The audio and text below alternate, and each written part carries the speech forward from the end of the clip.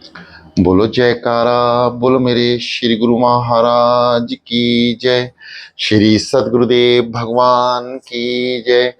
श्री परमहंस दयाल जी महाराज की जय। श्री नंगली निवासी भगवान की जय। श्री अद्वैतानंद सच्चिदानंद प्रकाश। आगे एक रोज इरशाद हुआ कि पहला यानी एक सच्चा मित्र वह है जो शुभ कर्मों में सहायता करे और शुभ कर्मों से रोके। सच्चा मित्र वह है जो शुभ कर्मों में सहायता करे और अशुभ कर्मों को रोके। दूसरा, धनवान को चाहिए मोहताजों को भोजन दे और अतिथि का सत्कार करे। तीसरा, कुकर्मी पुत्र 6 उंगलियों की भांति होता है, काटो तो दुख और रहने दो तो दोष। चौथा, मनुष्य जो अपने सर्वजीवधारियों से न्यून मानता है और किसी जीव को नहीं सताता, यह गुण महात्माओं की संगत से प्राप्त होता है। पांचवा, दाता और उदार पुरुषों के दोषों कि मनुष्य धर्म और अधर्मी को धन जीवन से भी अधिक प्रिय होता है। आठवां, सज्जनों की संगत और उससे लाभ उठाना सर्वोत्तम है। नौवां, विद्या प्रेम उदारता और मुख की प्रसन्नता सज्जनों का गुण है।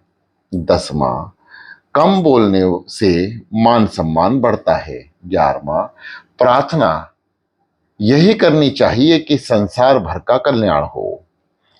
12वां, मित्रता के 4 चरण हैं। मित्र को बुलाना, मित्र के घर जाना, मित्र के घर भोजन करना और मित्र को खिलाना, मित्र को उपहार देना और उसके उपहार स्वीकार करना, अपना भेद मित्र से कहना और उसके भेद को अपने हृदय में रखना। 13वां, पुत्र वही है जो पिता को नरक से बचावे। उत्तम पुत्र पिता के मन की बात समझकर ही करता है। मध्य पुत्र पिता के आज्ञा अनुसार ही करता है। कनिष्ठ पुत्र कहने पर भी नहीं करता।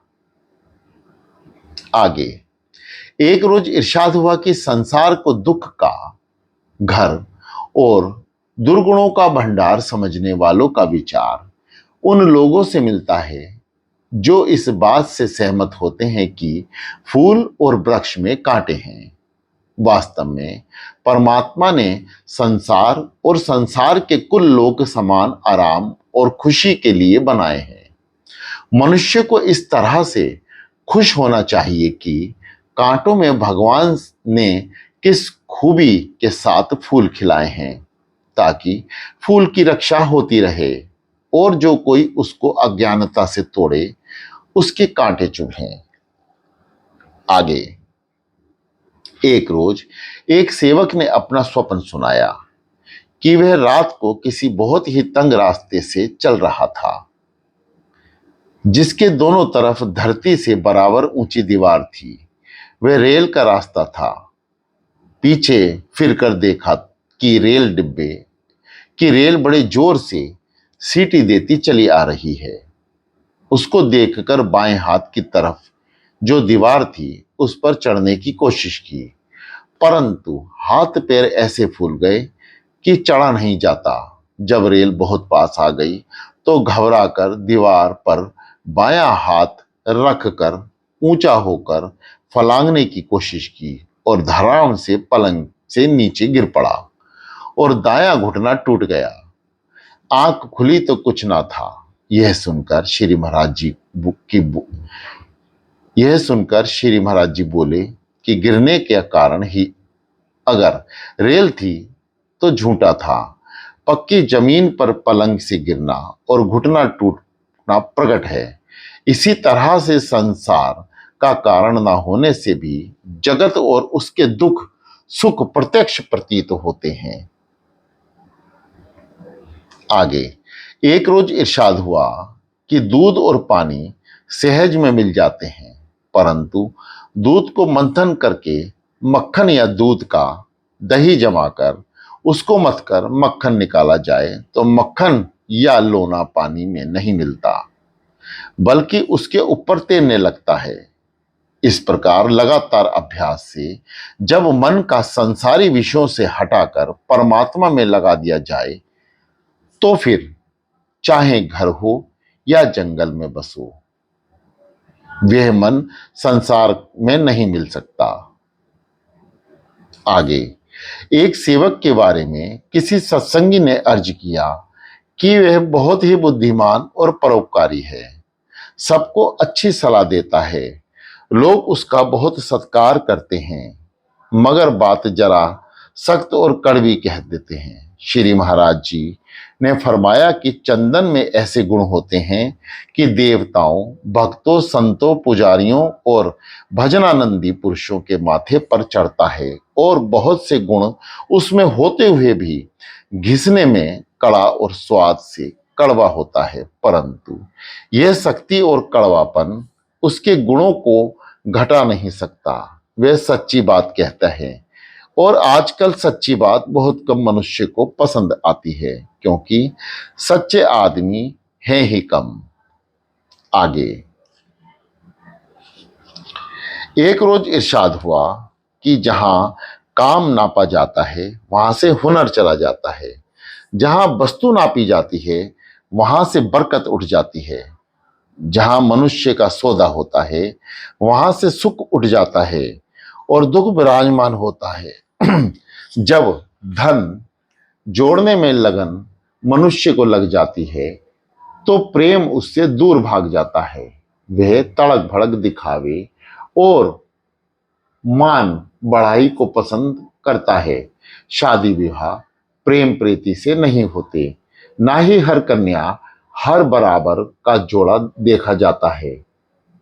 लेन देन के धंधों में बूढ़ों ने पल्ले पकड़ जाती है, उम्र भर दुखी पाती है और पछताती है, अक्सर धर्म भी खो बैठती है। जहां और सब ऐसा होगा वहां खुशी और आनंद ना होगा, परस्पर प्रेम ना होगा, जलसों में आनंद ना होगा, ना रौनक, पुण्य धर्म मूर्खता समझे जाएंगे, अतिथि सत्कार व्यर्थ खर्ची कहलाएगी, हर बात चालाकी की होगी, मनुष्य सर्वरूप होकर बगैर किसी बात के दूसरों को जान से मारने का बगैर चैन न लेगा। आगे एक रोज इरशाद हुआ कि आत्मिक जीवन और आत्मिक उन्नति को मनुष्य भूल गए हैं, परंतु सांसारिक कर्मों में बड़ी हलचल मच रही है। मनुष्य अपने संसारी बंधन और तकलीफों को बहुत समझने लगे हैं।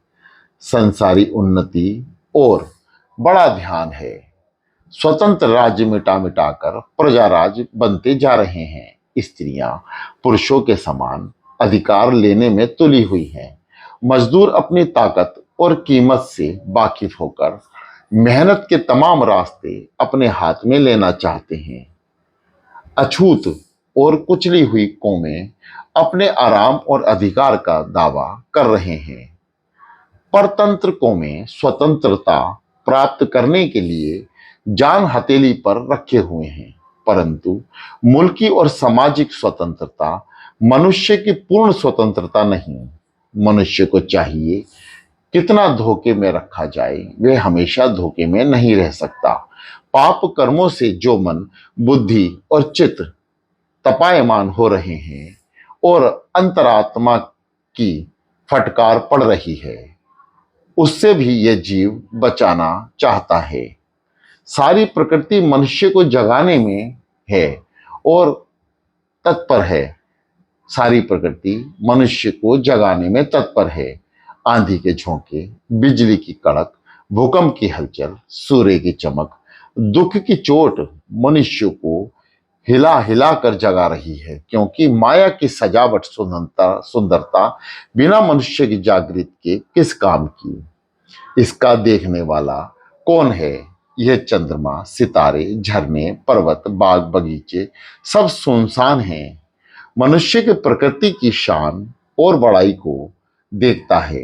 उसकी नन्ही सी आंख के बगैर आकाश की अनंतता और प्रकृति के नए से नए नजारे बेकार हैं। ईश्वरीय नियमों के अंतर्गत मनुष्य की अंतर शक्ति को जगाने के लिए दुख और मौत तक के काम लिया जाता है। कोई मनुष्य यहां तक जागे हुए हैं कि जिस पृथ्वी पर उन्होंने जन्म लिया है उसको तोल और माप लिया है। सूर्य, चंद्र और नक्षत्रों तक को माप तोल कर लिए हैं। बिना तार के पृथ्वी के एक सिरे से दूसरे सिरे तक खबरें राग रंग तक सुना दिए गए हैं। यह सब काम जागे हुए मनुष्य ने करके उस अनंत आत्मा के गुणों और शक्ति को हर मनुष्य को दिखलाया, जतलाया और सुना दिया। आगे, एक रोज एक सत्संगी ने अर्ज किया कि सत्संगी की बड़ाई कथा वार्ता में सुना करते थे, परंतु जब मैंने अपनी आंखों से देख ली फला आदमी किस कदर झगड़ालू, धोखेबाज और मुकदमेबाज था। अपने घर में हमेशा झगड़ा रखना, कुटुंब में जूतम पेजार चलवाना, मोहल्ले में सर फटवाना उसके बाएं हाथ के कर्तव्य थे। किसी को पुलिस में घरवा दिया, किसी को मुकदमा चढ़ा दिया, रास्ता चलते चगले झगड़ा खड़ा कर दिया। बस यही दिन रात उसका कार्यक्रम था। सबसे सत्संग में आने लगा। 2-3 वर्ष के अंदर ही ऐसी बातें करने लगा कि उसकी पहली बातें सोचकर अचंभा सा होता है।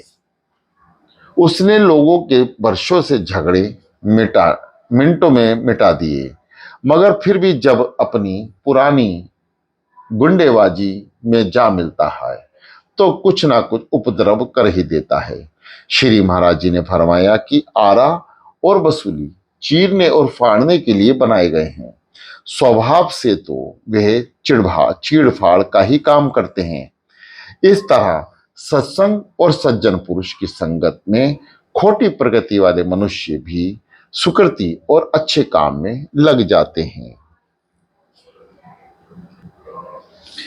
आगे, एक रोज ये इरशाद हुआ कि इंसान ऐसा सुख चाहता है जिससे बढ़कर कोई और सुख ना हो, ऐसा प्रकाश चाहता है जो अंधेरे से परे हो, ऐसा जीवन चाहता है जिसकी मृत्यु ना हो, ऐसी स्वच्छता चाहता है जो पाप रूपी दाग से दूर हो, ऐसा धन चाहता है जिसमें कोई कमी या परिवर्तन ना हो।